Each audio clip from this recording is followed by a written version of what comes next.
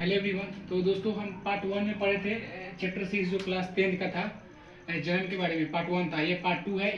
इसमें चांस होगा कि इसे पूरा चैप्टर को क्लियर कर दिया जाए इसी पार्ट में, क्योंकि हम पूरा मतलब कि जितना छोट वीडियो और उसको यहाँ लिख कर बताया जा रहा है कि आप लिख भी सकते हैं, उसको स्क्रीनशॉट करके लिख भी सकते हैं और अच्छे से समझा देते हैं। बहुत छोटा पार्ट में हम इसको ख़त्म कर रहे हैं, इतना शॉर्ट नहीं पढ़ाया होगा कोई, बट हम अपना से शॉर्ट पढ़ा रहे हैं। ठीक है, पूरा चीज़ बताने की कोशिश करेंगे।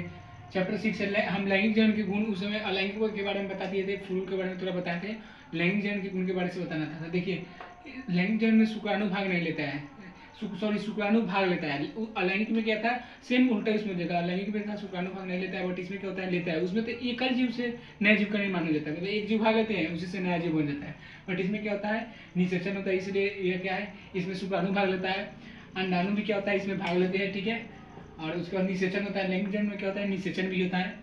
संतान अनुवांशिक जनक के समान। देखो, संतान जो होता है अनुवांशिक जनक के समान, मतलब जनक जनक किसको कहते हैं, तो जन्म देने वाले को ही जनक कहते हैं। माता पिता जनक हुए। ठीक है, जैसे 5 फीट के पिता है, ठीक है, और 4 फीट के माँ है, मानते हैं।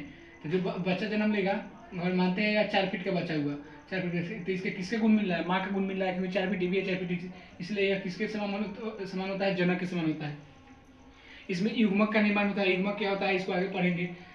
दो विपरीत लिंग वाले भाग लेते हैं, दो विपरीत लिंग वाले, मतलब कि अगर एक मादा लेगा तो एक नर, नर नर नहीं बल्कि विपरीत। विपरीत का मतलब होता है उल्टा, जैसे कि यहाँ पर मादा तो एक भाग लेगा नर, मतलब दोनों दो विपरीत लिंग वाले भाग लेते हैं, उनमें निषेचन होता है। तब क्या होता है, लैंगिक जन, मतलब कि लैंगिक संतान की उत्पत्ति होता है।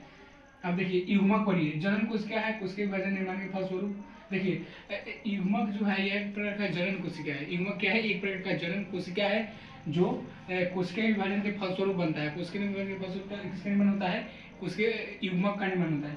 युग्मक जो होता है दो प्रकार के होते हैं। नर में जो युग्मक पाया जाता है उसे नर युग्मक, मादा में जो युग्मक पाया जाता है उसे मादा युग्मक। युग्मक कितने प्रकार के, दो प्रकार के होते हैं, यहाँ पर लिखा गया है। ठीक है, उसके बाद देखिए, एक नोट है कि पेड़ पौधे में नर युग्मक किसे कहा जाता है, परागकण को। पराग कोश से ही परागकण निकलता है, क्योंकि पौधे में भी क्या होता है, निषेचन होता है। पौधे में भी क्या होता है, पुष्प जो जन्म लेते हैं वो कैसे लेते हैं, तो उसमें भी होता है, उसको भी पढ़ना है। तो पेड़ पौधे में नर युग्मक को क्या कहा जाता है, परागकण कहा जाता है। अब देखिए, अब अगला जो क्वेश्चन है, शुक्राणु अंडाणु में अंतर, मतलब शुक्राणु और अंडाणु में क्या अंतर है। देखिए, शुक्राणु और अंडाणु में क्या अंतर है, तो शुक्राणु का जो निर्माण होता है विभीषण होता है। हम लोग जानते हैं कि यह नर विभीषण जो होता है नर में पाया जाता है, नर में विभीषण पाया जाता है, और इसकी जो संख्या होती है एक जोड़ा होता है।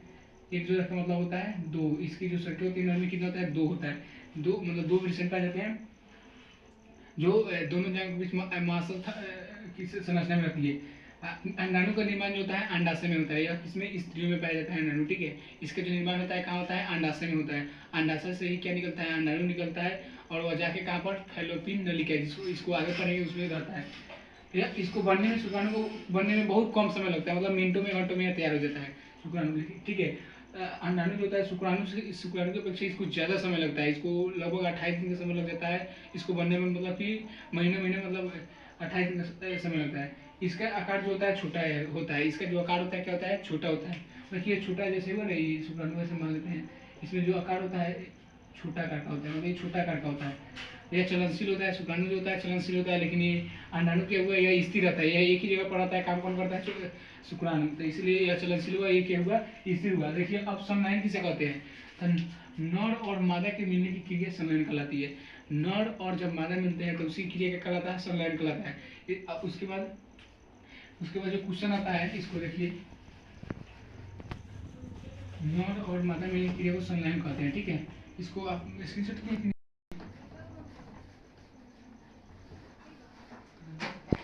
तो देखिए, अब युग्म मतलब उसको पढ़ लेते हैं संलयन, मतलब कि नर और मादा वाला। और इसमें है युग्म जो है जाइगोट क्या है, तो यह नर मादा संलयित होने के फलस्वरूप मतलब नर मादा और संलयित होने के फलस्वरूप जिस संरचना का निर्माण करता है उसी को बोलते हैं युग्मनज या जाइगोट। जाइगोट इसका इंग्लिश नाम है। ठीक है, युग्मनज या जाइगोट बोलते हैं। अब है निषेचन किसे कहते हैं, युग्मनज का निर्माण कैसे होता है। तो देखिए, एक जो होता है नर जनन होता है, क्या होता है, एक नर जनन होता है, और एक क्या होता है, मादा जनन होता है, मादा जनन। देखिए, नर जनन में क्या पाया जाता है, नर जनन में पाया जाता है क्या, शुक्राणु। ठीक है, शुक्राणु। और मादा जनन में क्या पाया जाता है, अंडाणु। ठीक है, अंडाणु। जब ये दोनों निषेचन होता है, दोनों का क्या होता है, निषेचन होता है। जीव क्या होता है, निषेचन होता है, ठीक है।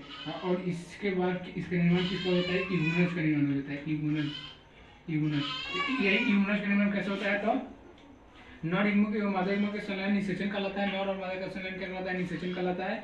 और निषेचन के फलस्वरूप इगुनस का निर्माण होता है। और यह जब निषेचन हो जाता है तो किसका निर्माण होता है, इगुनस का निर्माण होता है। तो निषेचन मतलब कि नर और मादा के बीच जो क्रिया होती है उसी को क्या बोलते हैं, निषेचन बोलते हैं दोनों में। और निषेचन के फलस्वरूप किसका निर्माण होता है, इगुनस का निर्माण होता है। अब देखिए जीव या पादप, जीव के बारे में, जीव को दो भागों में बांटा गया है। जीव को कितने भागों में बांटा गया है, तो देखिए जीव को कितने भागों में बांटा गया है, तो जीव को जो बांटा गया है दो भागों में बांटा गया है। पादप को बोलते हैं एक लिंगी और दूसरे को बोलते हैं द्विलिंगी या उसी को क्या बोलते हैं, उभयलिंगी, ठीक है, क्या बोलते हैं, उभयलिंगी। तो देखिए जीव को जो है दो भागों में बांटा गया है, याद कर लीजिएगा, एक होता है एक लिंगी, एक होता है द्विलिंगी, या इसको क्या बोलते हैं, उभयलिंगी भी बोलते हैं। तो देखिए एक लिंगी किसे कहते हैं, तो एक लिंग में जो होता है वे जीव जिनमें नर और मादा स्पष्ट रूप से अलग अलग हो। देखिए एक लिंग में नर और मादा क्या होते हैं, इसमें नर और मादा स्पष्ट रूप से अलग अलग रहते हैं, नर और मादा अलग अलग रहते हैं, क्या रहते हैं, अलग अलग।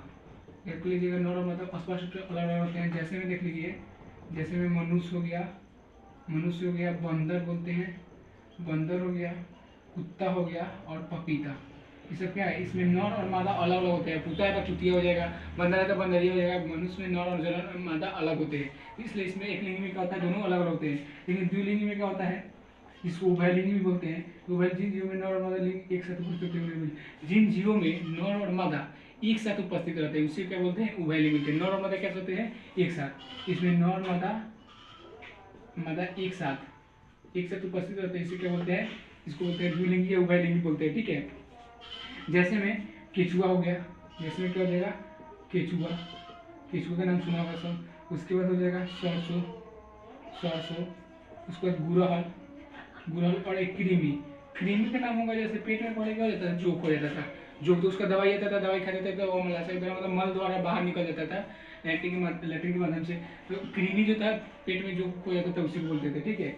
अब देखिए, और इनका जो है पुष्प में लैंगिक जनन को समझिए। पुष्प में लैंगिक जनन क्वेश्चन है, पुष्प में लैंगिक जनन को समझाइए,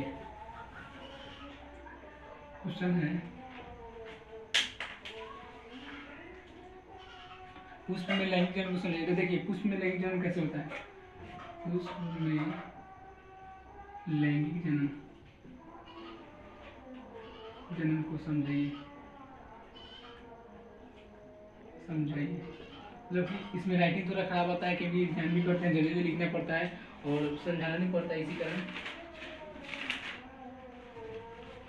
देखो तो पुष्प में कैसे लैंगिक जनन होता है, लैंगिक जनन के लिए पुष्प को फूल या पुष्प का वास्तविक जनन भाग है। मतलब फूल, लैंगिक जनन के लिए पुष्प का फूल या जो पुष्प होता है, मतलब फूल को ही पुष्प बोलते हैं संस्कृत भाषा में, वो वास्तविक भाग है। पुष्प एवं इसके जनन भाग से मतलब फूल एक डंठल के द्वारा तने से जुड़ा रहता है। पुष्प जो होता है एक डंठल द्वारा तने से जुड़ा रहता है, जिसे वृंत या क्या कहते हैं, पेडिसिल कहते हैं।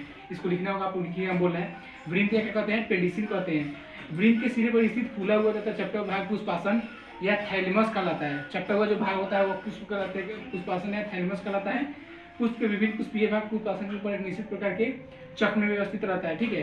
तो पुष्पासन के ऊपर किस में व्यवस्थित रहता है, चक्र में व्यवस्थित रहता है। पुष्प जो होते हैं, एक प्रौढ़ फूल में 4 प्रकार के पुष्प होते हैं, पुष्प पत्र होते हैं। प्रौढ़ फूल में कितने प्रकार के, 4 प्रकार के। पहला जो होता है बाह्य दलपुंज, पहला को बोलते हैं बाह्य दलपुंज, ठीक है, बाह्य दलपुंज। सेकंड बाह्य दलपुंज होता है, सेकंड में जो होता है दलपुंज होता है, और थर्ड में जो होता है जिसको बोलते हैं पुमंग जो होता है, यह नर का भाग पुमंग कहलाता है और स्त्री के भाग जयांग कहलाता है, जयांग। तो लाइन कर चुका है, इसी कारण इतना रहने देंगे, बट इसी बारे में थोड़ा बता देते हैं कि यह बाह्य दलपुंज क्या होता है। तो देखिए यह जो होता है बाह्य दलपुंज सहायक अंग है। बाह्य दलपुंज एवं दलपुंज को ही क्या बोलते हैं, यह दोनों जो होता है इसी को दोनों को क्या बोलते हैं, सहायक अंग बोलते हैं, सहायक अंग, ठीक है। और ये जो पुमंग होता है, पुमंग जो होता है, यह पुष्प का नर भाग है। पुष्प का नर भाग क्या कहलाता है, पुमंग। यह पुष्प का जो है नर भाग है, नर भाग। तो पुष्प का नर भाग क्या कहलाता है, पुमंग। इसमें कोई लंबी रचना होती है जिससे पुंकेसर कहते हैं। लंबी इसमें क्या होगा, रचना होगा लंबा, उसी को क्या बोलते हैं, पुंकेसर बोलते हैं। पुंकेसर का नाम सब सुना होगा, पुंकेसर बोलते हैं। पुष्प का वास्तविक नर भाग पुंकेसर ही है। जयांग जो होता है यह एक या अधिक स्त्री या काप्लेस का बना होता है, और यह मदा भाग जयांग कहलाता है, मतलब स्त्री स्त्री वाला भाग जैसे वह नर का भाग था, लेकिन ये मदा का भाग क्या कहलाता है, जयांग होता है। इसमें क्या होता है, एक या दो से अधिक स्त्री के शरीर का प्लेस का बना होता है। ठीक है, तब तक के लिए यह पार्ट 2 खत्म हो गया। पार्ट 3 में यह पूरा समाप्त हो जाएगा, मतलब कि यह जो बुक है, यह 6 चैप्टर है, पूरा समाप्त हो जाएगा। तब तक के लिए इतना रहने देते हैं, तब तक के लिए गुड नाइट, बाय बाय।